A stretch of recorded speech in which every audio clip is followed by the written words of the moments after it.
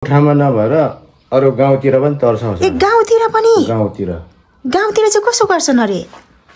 गाउँतिर पनि उयो मालमत्ताहरू यसो हाल्दिने यसो गाडाङ भात पिन पकाए जस्तो गर्छ अरे क्या। ए तल तल पनि उ त्यो यता तलतिर पनि। त्यो झुन्डेकदेखि अलिक तलतिर त गाउँ छ नि त, घर छ नि त। तल एक घर छ नि। त्यता आउँदा पनि अस्ति झन्डै खायो भन्थ्यो। झन्डै खायो? त्यहाँको आन्टीलाई? हजुर त्यहाँको मान्छेलाई? त्यहाँ अङ्कलले भन्नु केले चाहिँ खाएको? तर्साएर? के गर्यो अरे? कसो कसो गर्यो अरे? पुरै उयो थलबटो गरेर धारामा धुए जस्तो गर्छ अरे क्या। बाहिर आँगनमा? बाहिर। हेरो कोही छैन? हेर्दाखेरि कोही पनि थिएन अरे। तर्साउँछ। हजुर। राति ढाङढाङ गर्ने तर्साउने गरेको छ। तास खेलेर उज्यालो भएपछि साथीहरूलाई तर्साएछ। अनि साथीहरू पनि भागेछन्? यहीँबाट। ए कसरी तर्साएछ भन्नु होला नि त तपाईँलाई? त्यो ओइ ढाङ ढाङ ढाङ आयो अरे भनेर भन्दैथ्यो। ए अनि सबै कुदे? सबै यहाँदेखि उठेर आफ्नो घर गयो। सबै छोडिहाल्यो। तपाईँको त आफ्नै जन्म दिएको, तपाईँले आफ्नै जन्म दिएको छोरी हो होइन? अन्तिम उनको त्यो माथि झुन्डेकोबाट सब झारेपछि हेर्नुभयो? हेरियो। कता कता चोटपटक लागेको थियो? चोटपटकहरू यस्तो खुट्टामा यस्तो डटले केले घोचेको जस्तो यस्तो यता काटिएकोहरू। पुरै काटेको थियो? अलिअलि यस्तो र यस्तो चिरै काटेको। अनि खुट्टा चाहिँ पुरै रगतै रगत थियो भन्ने कुरा छ? खुट्टामा रगतै थियो, यो देब्रे खुट्टामा। केले घोचेको जस्तो लाग्छ तपाईँलाई चाहिँ? त्यो घोचेको भनेको यस्तो डटले उयो कलमले होला जस्तो लाग्यो। चक्कुहरूले कलमहरूले घोचेको रोपेको जस्तो थियो। यस्तो च्याक च्याक च्याक पारेको। ऊ सुत्ने कोठा नै यही होइन त दाजु? हजुर हजुर। के गर्यो खासमा उसले चाहिँ? यस्तोहरू यसो ठाङठाङ गर्ने होइन, त्यतातिर टोइलेटतिर ठाङठाङ गर्ने क्या। अनि ठक ठक ठक हिँडेको जस्तो पनि गर्छ अरे? हिँडेको जस्तो पनि गर्छ। अनि रुखको जस्तो चाहिँ गर्छ गर्दैन? रुखको जस्तो कोही कोही बेला गर्थ्यो। दर्शकबिन मोरङको मिखलाजुङ 1 मा रहेकी जुन कोपिला राई थिइन्, जो चाहिँ 15 वर्षकी थिइन्, उनको आज अन्तिम काम रहेको छ।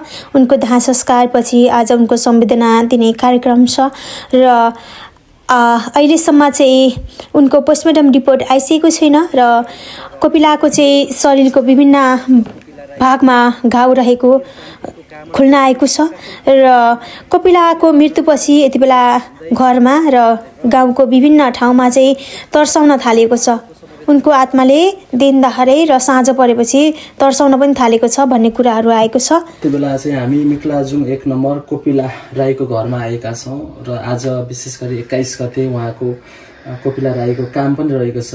दाह संस्कार पछाडिको गरिने रीतिरिवाज परम्परा अनुसारको एउटा चाहिँ काम रहेको थियो, त्यो पनि आज भइरहेको छ र कोपिला राईको बुवासँग चाहिँ हामी प्रत्यक्ष आज फेरि प्रसारणमा छौँ।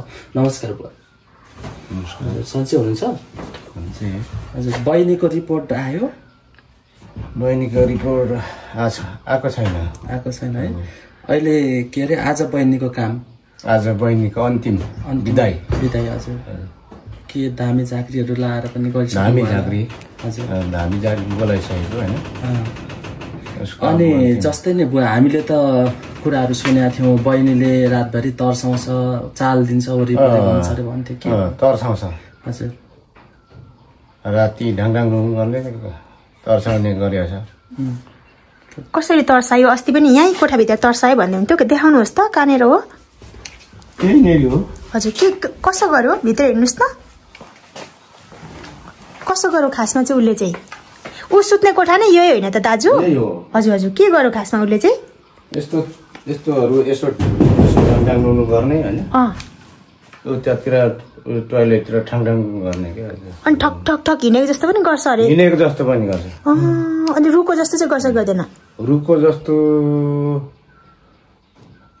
जस्तो कोही कोही बेला गर्थ्यो। तपाईँहरू कहिले यहाँनिर चाहिँ यसो राति बसिरहनु भएको थियो, 10-12 जना यसो गरेर तास खेलेर अनि पुरै तर्सायो भन्नुहुन्थ्यो, त्यो चाहिँ कहिलेको घटना हो? तास खेलेर उज्यालो भएपछि साथीहरूलाई तर्साएछ। अनि साथीहरु पनि भागेछन् भागेर यहाँबाट भागे पनि यहीँबाट ए कसरी तर्साएछ भन्नु होला नि त तपाईलाई त्यो ओइ ढाङ ढाङ ढाङ आयो अरे भनेर भन्दै थियो ए अनि सबै कुदे सबै यहाँदेखि उठेर आफ्नो घर गयो सबै छोडिहाल्यो तपाईको त आफ्नै जन्म दिएको तपाईले आफ्नै जन्म दिएको छोरी हो हैन अन्तिम उनको त्यो माथि झुन्डेकोबाट सब झारेपछि हेर्नुभयो हेरियो कता कता चोटपटक लागेको थियो चोटपटकहरू यस्तो खुट्टामा यस्तो डटले केले घोचेको जस्तो यस्तो यता काटिएकोहरू पुरै काटेको थियो अलिअलि यस्तो चिरै काटेको अनि खुट्टा चाहिँ पुरै रगतै रगत थियो भन्ने कुरा छ खुट्टामा रगतै थियो यो देब्रे खुट्टामा केले घोचेको जस्तो लाग्छ तपाईलाई चाहिँ त्यो घोचेको भनेको यस्तो डट उयो कलमले होला जस्तो लाग्यो चक्कुहरूले कलमहरूले घोचेको रोपेको जस्तो थियो यस्तो च्याक पारेको किन त्यस्तो गरिनु होला है तपाईलाई त्यही पढाइको विषयले जस्तो लाग्छ दाइ त्यसको पढाइको विषयले नै हो त्यस्तो लाग्छ हजुर अहिले तपाईहरु यहीँ बस्दै हुनुहुन्छ बस्नु चाहिँ यहीँ बस्दैछौँ भरे उसको बिदाय छ त्यही बिदायको बेला त माथि नै बसिन्छ होला आज बिदायमा चाहिँ धामी पनि बोलाउँछन् अनि धामीले उसको आत्मालाई बोलाएर सबै बिदाय गर्ने हो दाइ धामीले उस फकाउँदै उयो बाटो लगाउँछ ओहो हामीले त्यत्रो 4-5 दिन खोज्यौं तर घर छेउमै त्यस्तो गरेको रहेछ हामीले खोजिरहँदा पनि कहिले उनले त्यस्तो गर्यो होला सोचेको थिएनौं नि दाइ जिउँदै छ जस्तो ज्योतिषीहरूले पनि के जिउँदै छ भनेर भन्थ्यो क्या यो ज्योतिषीहरू पनि त्यही नजिकै रहेछ उत्तर फर्केको छ त भनेर भन्दै थियो ज्योतिषीले भन्दै थियो तर उसको अनुहार चाहिँ त यता गयो फर्केको रहेछ उत्तरै फर्केको रहेछ तर मरिसकेको थियो है मरिसकेको त्यो मर्नु चाहिँ त्यही दिनै मरेको होला है दाइ घरबाट निस्केको दिनै त्यही दिनै एकैचोटि झुन्डिएको होला जस्तो लाग्यो मलाई नामलो पो लगेको थियो है नामलो हो तपाईसँग चाहिँ उसको मृत्यु भएपछि तपाईलाई चाहिँ यसो सपनामा आउने गर्छ कि गर्दैन मलाई कोही बेला गर्छ के भन्छ सपनामा खोइ ढाक ढुङ्गु आउँछ मात्रै केही त भनेको छैन हो त्यसो भने अब तपाईहरुले एकपल्ट घर पनि बाँध्ने बेला भयो आज धामी लगाएको बेला है दाइ यो उसको उनलाई बिदाई गरिसकेपछि या फेरि या धामी लाउनु पर्ने एकचोटि धामी लाएर घर बाँध्नु पर्यो यो कोठामा मात्रै तर्साउने कि दाजु अरू ठाउँ पनि तर्साउँछ यो कोठामा नभएर अरू गाउँतिर पनि तर्साउँछ ए गाउँतिर पनि गाउँतिर चाहिँ कसो गर्छन् अरे गाउँतिर पनि उयो मालमत्ताहरू यसो फाल्दिने यसो गाँगुङ भात पिन पकाए जस्तो गर्छ अरे क्या ए तल पनि उ त्यो तलतिर पनि त्यो झुन्डेकदेखि अलिक तलतिर त गाउँ छ नि त घर छ नि त एक घर छ नि त्यता आउँदा पनि अस्ति झन्डै खायो भन्थ्यो झन्डै खायो त्यहाँको आन्टीलाई हजुर त्यहाँको मान्छेलाई त्यहाँ अङ्कलले भन्नु खाएको तर्साएर के गर्यो कसो गर्यो अरे पुरै उयो थलबटो गरेर धारामा धुए जस्तो गर्छ अरे बाहिर आँगनमा बाहिर हेरो कोही छैन हेर्दाखेरि कोही पनि थिएन अब तपाईँलाई चाहिँ कतिको डर लाग्छ हुनु त आफ्नै छोरी हो मलाई त खासै लाग्दैन मलाई त अस्तिको दिन यहाँबाट बसेको केटाहरू भागे अरूलाई चाहिँ लाग्छ मलाई त अलि खासै लाग्दैन अलि लाग्छ आफ्नै छोरी हो अब तपाईको जस्तै छोरी अरूको पनि छोरीहरू छन् कोपिलाकै उमेरको हैन उनीहरूले चाहिँ यस्तो गलत कदम नचाल्नको लागि के भन्नुहुन्छ तपाई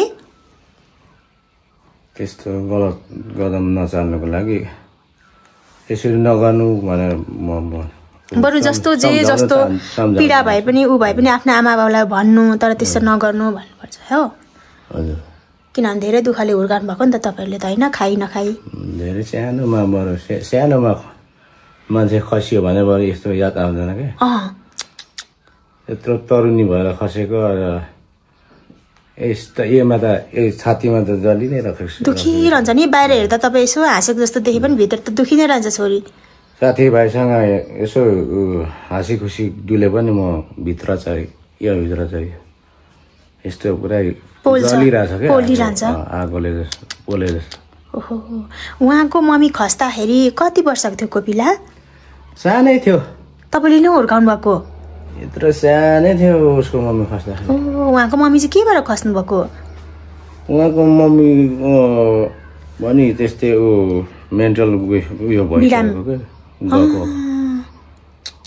त्यो सानो नानीलाई तपाईँले कस्तो गरेर हुर्काउनु भएको थियो नि दाइ?